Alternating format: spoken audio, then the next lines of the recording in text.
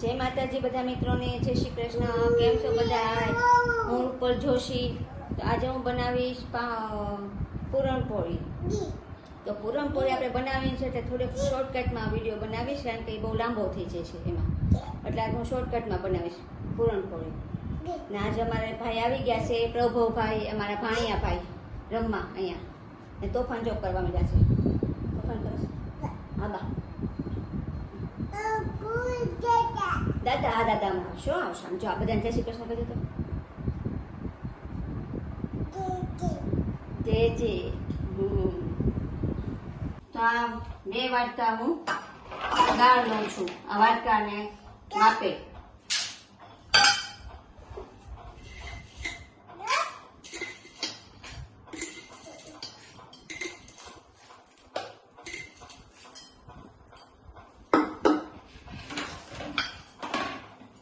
કારણ કે આમાંથી આપણે દાળ બનાવવાની છે અને પૂરણ બનાવવાનું છે, એટલે હું આ 4 જણ માટે બનાવું છું। એટલે 2 વાટકા મેં દાળ લીધી છે, તુવેર દાળ।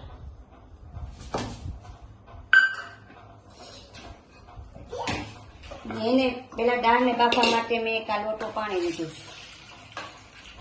છે, જેમ બને એમ પાણી ઓછું નાખવાનું દાળમાં।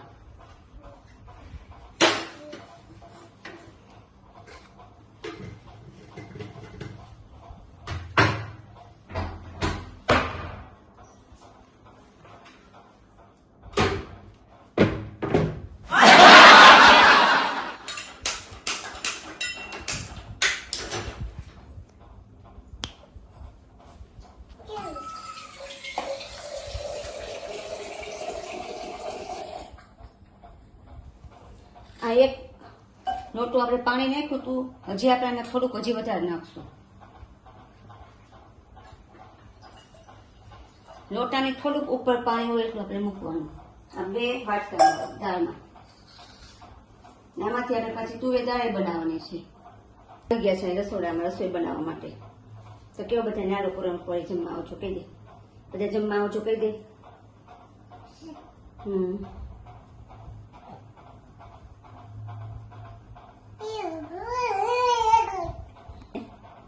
શું આ રીતે બાફવાની, એટલે પાણી ન રહેવું જોઈએ આમાં, એ રીતે પાણી મૂકવાનું।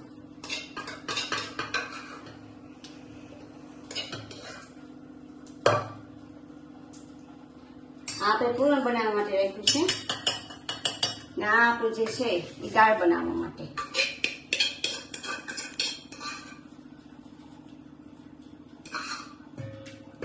આમાં સાથે દાળ બનાવ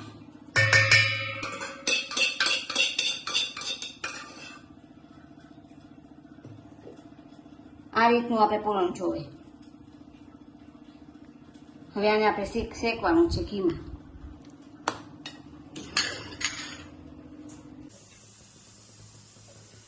તો હવે આપણે આ પૂરણ છે ને ઘીમાં શેકવાનું છે। તો એક આપણે આ તવીયું લીધું છે ને ગેસ શરૂ કર્યો છે, એમાં આપણે નાખવું ઘી થોડુંક, 1 આદી ચમચી જેટલું જ છે।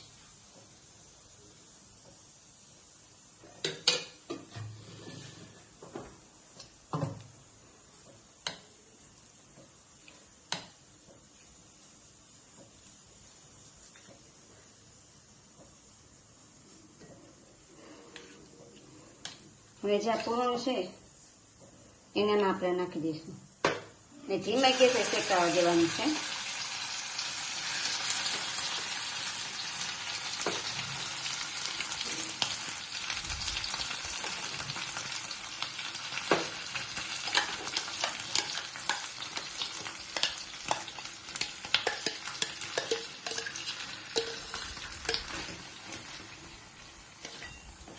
તો બધું પૂરણ આપણે આમાં નાખી દીધું છે।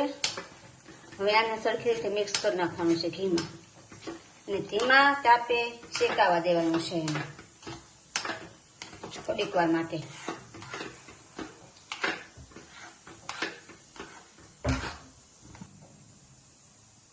હવે આપણે આમાં વાડકાના માપથી ખાંડ નાખવાની છે। પેલા 1 વાટકો નાખી, હવે જોઈએ તો પછી પાછું નાખશું।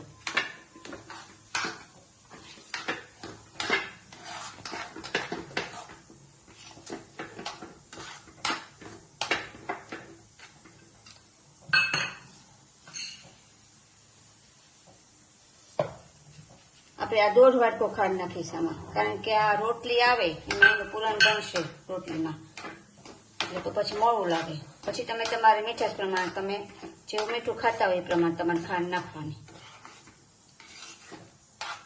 આટલું માપ તો બરોબર પરફેક્ટ છે, બરોબર છે. હવે આને જ્યાં સુધી ડચકો ન થાય ત્યાં સુધી આને ખૂબ શેકાવા દેવાનું, કે હાવ ડચકા જેવું થઈ જાય ત્યાં સુધી આને આપણે શેકાવા દઈશું.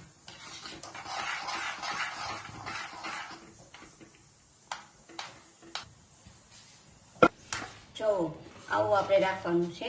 હજી આને 5 મિનિટ પકાવવાનું છે. હાવ લચકા જેવું થઈ જાય. જો એટલું થઈ ગયું છે ત્યારે હાવ પેંડા જેવું થયું આપણે થોડું બનાવવાનું છે. હજી 5 મિનિટ રાખશું. પછી આ ઠંડુ થઈ જાય તો આમાં આપણે એલચીનો ભૂકો નાખશું.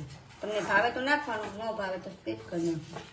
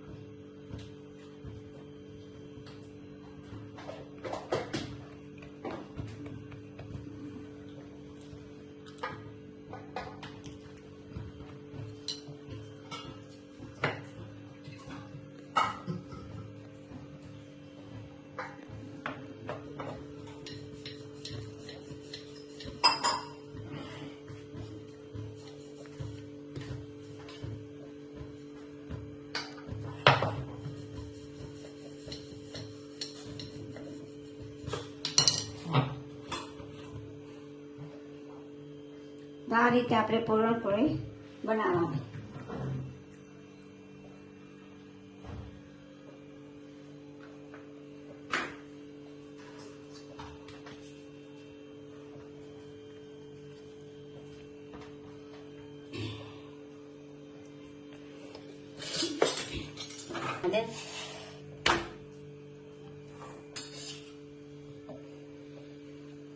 એક સાઈડ પાકી જાય એટલે બીજી સાઈડ હવે ફેરવી નાખવાની.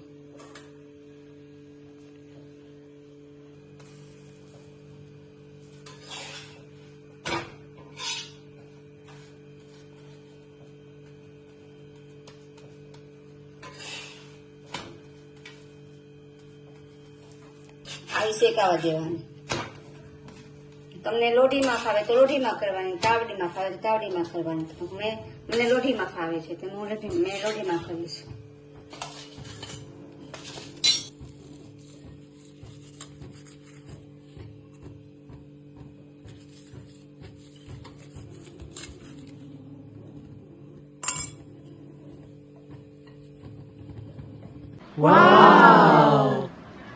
મારો આજનો આ વિડીયો કેવો લાગ્યો પૂરણપોળીનો તો કમેન્ટ કરીને કહેજો. તો બધા લાઈક કરજો, શેર કરજો અને મારી ચેનલને સબસ્ક્રાઈબ કરજો. તો જય શ્રી કૃષ્ણ.